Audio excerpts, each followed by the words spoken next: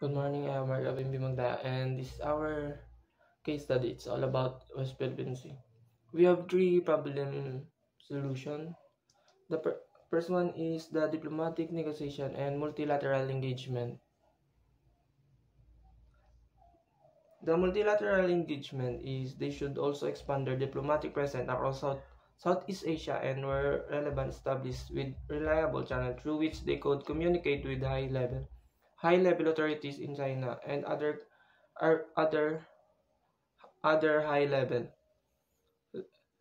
Tulad po nito is ang pagiging ang pagko-communicate sa China is nakakatulong para mas lalong lumawak or mas lalong gumanda ang pagkasamahan ng Pilipinas at China. The second one problem solution is the strengthening military capabilities and defense posture. The government position is firm.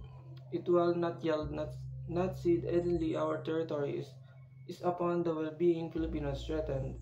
Spearheading the front lines are the armed forces of the Philippines and the Philippine Coast Guard. Their effort include their patrols with like-minded partner and rotation and reprovision missions and among others, supporting our Filipino troops in their efforts to modernize and upscale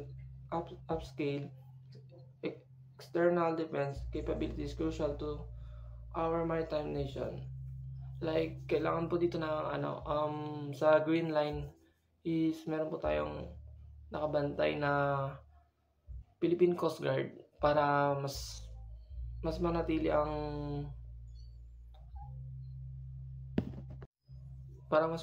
ang pagbabantay sa ating karagatan.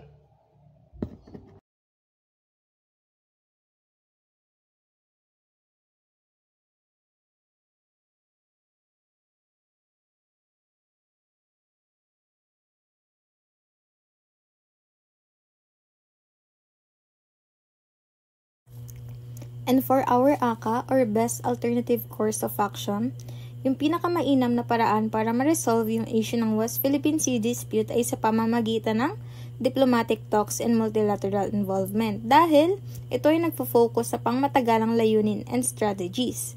Sa katatagan ng rehiyon at suporta mula sa iba't ibang bansa is maayos talaga na ito yung piliin nating ACA.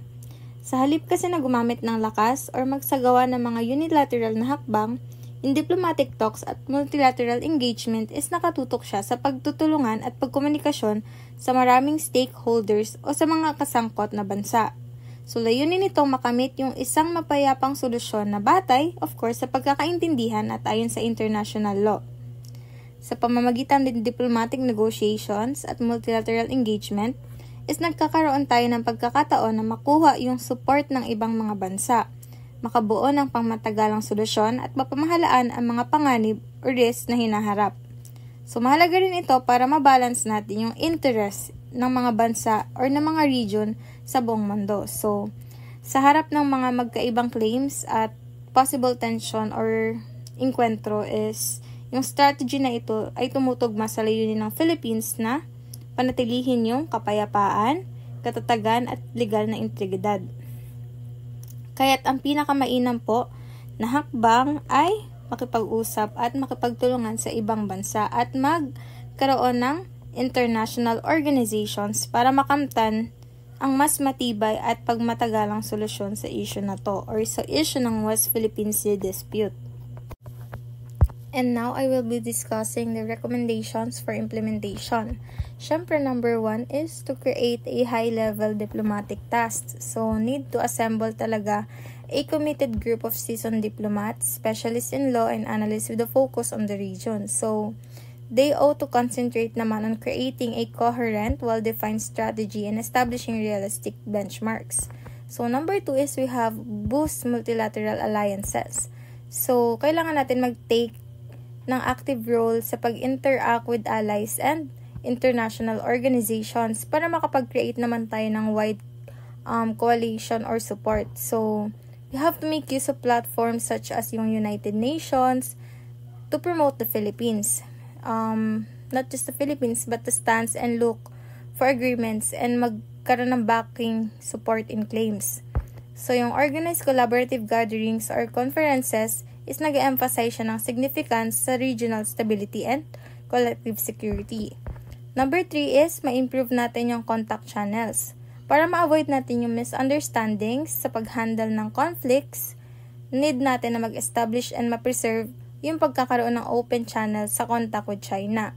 And ma-lower yung possibility ng unintentional escalations, kailangan may set up regular meetings, schedules, and direct channels sa pag-contact for high-level conversations.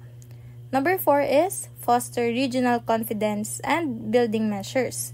So, need na mag-launch ng back-regional agreements na pinaprioritize yung paglo-lower ng military tensions and fostering trust. So, to resolve po possible incidents quickly, this could involve agreements on cooperative maritime safety exercises, information sharing procedures, and yung crisis management systems. 5th is yung make use of information campaigns and public diplomacy. So, kailangan gumamit tayo ng public diplomacy to spread the word about the Philippines' stance and the advantages of peaceful conclusion or resolution. And to gain compassion and support around the world is we have to use media campaigns, pagkakaroon ng intellectual collaborations, and cultural exchanges. And at the same time, mag-dispel ng false informations and offer a fair assessment of the discussions. In the heart of the West Philippine Sea lies not just a body of water, but a symbol of our nation's spirit, resilience, and unyielding quest for sovereignty. This vast expanse is a treasure trove of life and resources vital to the livelihoods of millions of Filipinos. Yet, it is under threat, changed by forces that seek to undermine our rights and diminish our identity. To fight for the West Philippine Sea is to stand up for our heritage. It is a battle not just for territory, but for dignity and self-determination. Each wave that crashes against our shore carries the voice of our ancestors, calling us to defend what is ours. The 2016 rulings stand as a beacon of hope, a testament to our rightful claims and reminder that justice can prevail. As we face the stormy seas of geopolitical tensions and environmental crisis, we must unite as one nation, fueled by the fire of patriotism and urgency of action. The fight for the West Philippine Sea is a fight for our future, a future where our children can thrive in a land rich with resources and free from oppression. Let us rise to this change and unwavering resolves. Let us protect our waters not only for ourselves but for generations yet unborn. This struggle lies essence of who we are as Filipinos, brave, resilient, and fiercely protective of our home. The West Philippine Sea is ours to defend. Let us fight for it with all our hearts.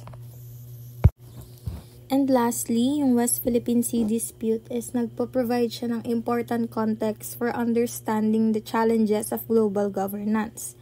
Yung effective public administration is nagre-require to ng understanding sa principles ng case na to study imports, which range sa value ng international law and diplomacy to the need to balance national and global interests. Yung mga public administrator is kailangan nila na i-put this into a lesson na ma-practice as globalization of course continues to influence international relations. Para saan? So of course to resolve disputes, mag-allocate ng resources, and ma-advance yung stability. So yung mga administrator is they can improve their efficacy in tackling local and global issues by incorporating these findings into their government plan or governance plans.